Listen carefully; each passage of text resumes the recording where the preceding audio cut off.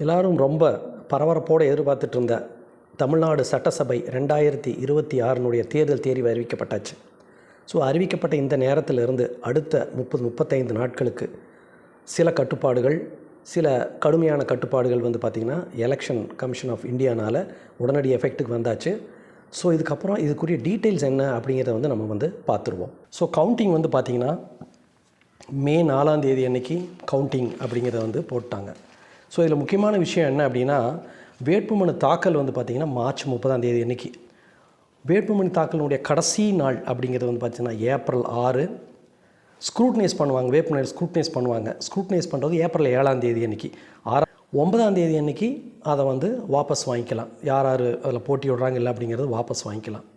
Voting ரொம்ப ரொம்ப முக்கியமான நாள், மக்களுக்கு முக்கியமாக, அதாவது நம்மளுடைய நாள் அப்படிங்கிறது, மக்களோட நாள். ஏன்னா அன்றைக்கி ஒரு நாள் தான் நம்ம எல்லாத்தையும் பற்றி டிசைட் பண்ண முடியும்.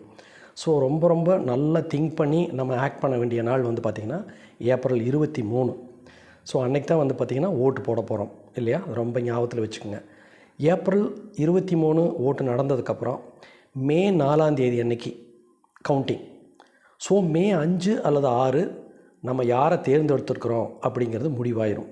ஸோ அன்றைக்கி உங்களுக்கு யார் ஆட்சியில் இருக்கணும் அப்படிங்கிறத நீங்கள் டிசைட் பண்ணுங்கள், பிடிச்சு செயல்படுங்க. அதுபோக தேர்தல் அறிவிப்பு வந்ததுனால ஸோ அடுத்த 30-35 நாளைக்கு இந்த தேர்தல் கட்டுப்பாடுகள் நிறைய இருக்கும்.